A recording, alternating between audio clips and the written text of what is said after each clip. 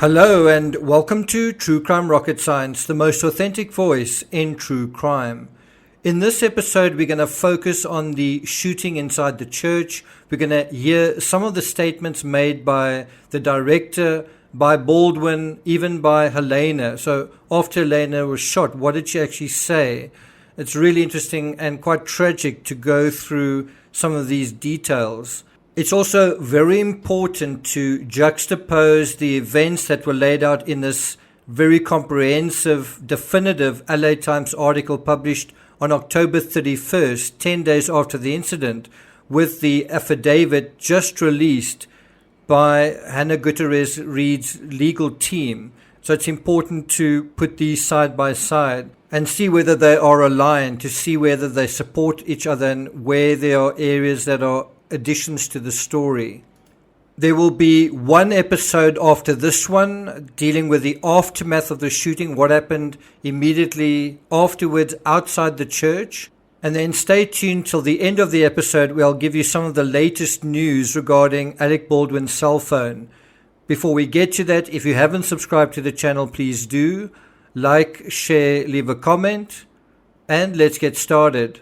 So this isn't going to be a long narrative. We are going to deal concisely with the precise events that played out inside the church. And this is according to the narrative provided by the LA Times on the 31st of October. Quote, "A lead bullet flew out of the weapon Baldwin had been assured was a cold gun.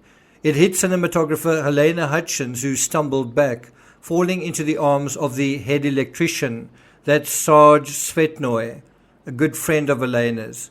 As she was laid to the ground, she could see the blood pouring from her chest. Behind her, director Joel Souza was also down, clutching his shoulder.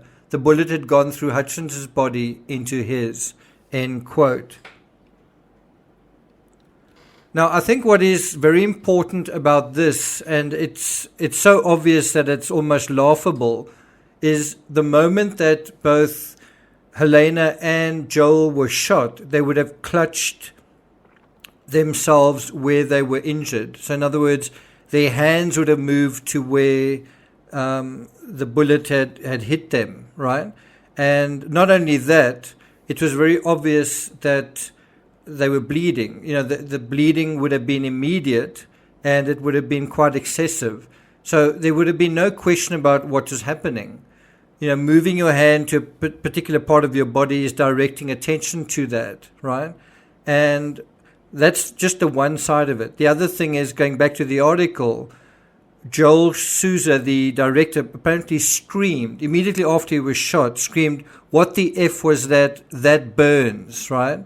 And so him screaming would also have directed attention, not really funny, would actually have directed attention to him. Why is he screaming? And then you would have seen where his hand was and what was happening to his clothing. It's pretty obvious.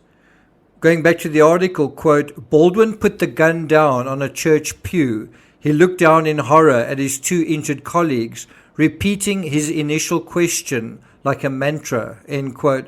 Now, when I read this, I was a little bit confused because repeating what question? And I think that is the question that Souza screamed. He was repeating what Souza had screamed. What the F was that? And so that is what Baldwin's response was, right? The interesting thing is Baldwin puts the gun down immediately, doesn't look at it, doesn't check it, and this in itself presents a safety risk. If the armor had been there, she would have demanded that he hand her the gun immediately so she could make it safe, as safe as it could be made given the situation. Then the next thing, somebody yelled medic. According to the article, various crew members huddled around Hutchins, trying to staunch the bleeding. A boom operator looked into her eyes. The sound guy said, "Oh, that was no good." And Helena replied, "No, that was no good. That was no good at all." Someone screamed and Hutchins fell to the ground instantly, as did Souza, though it was not immediately obvious that he had been hit, according to the article. And so a crew member apparently said, quote, "I was looking right at her. I could see an exit wound that immediately started pouring blood, and that's when people screamed. She shot, and everything went crazy, right? And so you actually have people screaming, she shot. And so this idea that Alec Baldwin, the contention he made that nobody knew what had happened, and nobody knew what happened for hours until they were shown the slug that was taken out of the director's shoulder. It just stretches credibility to, beyond the breaking point kind of thing. You have people who knew immediately what had happened. You knew from what was being shouted. You knew from everything that had happened, the gun going off, the sound of it, the recoil, the smoke, the response of the two victims, the people around them who could immediately bend over them and see what was going on. It was clear what had happened. And so the assistant director, Dave Halls, then decided to clear everyone that was in the church out of the church. And he apparently told the crew, let's get everyone who doesn't need to be here out of here, right?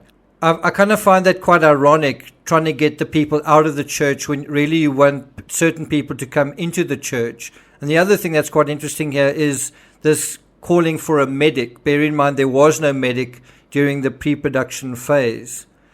And then I think one should also ask the question, did Mamie Mitchell think that Helena had fainted? According to the article, Mamie Mitchell, the film script supervisor, ran outside and called 911 from her cell phone. It was 1:46 in the afternoon, so that's the exact time it happened, 14 minutes to 2, around about 16 minutes after lunch, which is a fairly short time. One kind of gets the idea that Baldwin arrived from lunch, entered the scene, and kind of just fairly quickly got into the role and got busy, and that is when the shot went off. There wasn't too much checking going on, not too much time even spent talking about what is kind of going on, right? I think the interesting thing with Mamie Mitchell is the shooting happens, she immediately seems to know what has happened, runs outside, calls 911 from her cell phone. And one wonders, did somebody tell Mamie to make the call? And also, if Mamie didn't make the call, who would have made the call? Why didn't Alec Baldwin make the call? Where was his cell phone? That's quite an interesting question. Where was Alec Baldwin's cell phone when these events happened? If you look at Mamie Mitchell's words during the 911 call, she said, Bonanza Creek Ranch has had 2 people accidentally shot on a movie set by a prop gun. We need help immediately. Bonanza Creek Ranch, 2 people accidentally shot on a movie set by a prop gun. We need help immediately. So she's in no doubt about what the situation is. She immediately knows that it's an emergency, and she immediately reacts, and she also tells them, you need to act fast. And it's because she appreciates the situation instantly. And so why do certain other people seem to not understand or appreciate what has happened? Then I think the contention was made during the ABC interview that the cops took a long time to arrive. Well, it was, according to the article, less than 13 minutes after she hung up, after Mamie Mitchell hung up, that the 1st Santa Fe County Fire Department responders arrived on scene. That's really not a long time, given that this Bonanza Creek Ranch is fairly out of the way, right? It's quite a rapid response, if you ask me. Even so, within hours, Helena would be pronounced dead. So I'm not going to take it further than that. This is a fairly short episode. I will be dealing with the aftermath in a separate episode, and they're going to kind of be parallel to the affidavit from Hannah Gutierrez-Reed. So look out for the next episode dealing with the affidavit's version of the events inside the church. There's also been an interesting development in terms of the current news regarding Alec Baldwin. Apparently his lawyers just in the last day or so agreed that the cell phone will be handed over this week to be reviewed by the authorities. Interestingly, when I Googled Alec Baldwin, there were a number of news reports saying he still refuses to give over his phone. And in the middle of those reports were other reports saying he has now agreed to give up his phone. Whether that has actually happened now, we still don't know. Thank you for listening, and I'll see you guys next time.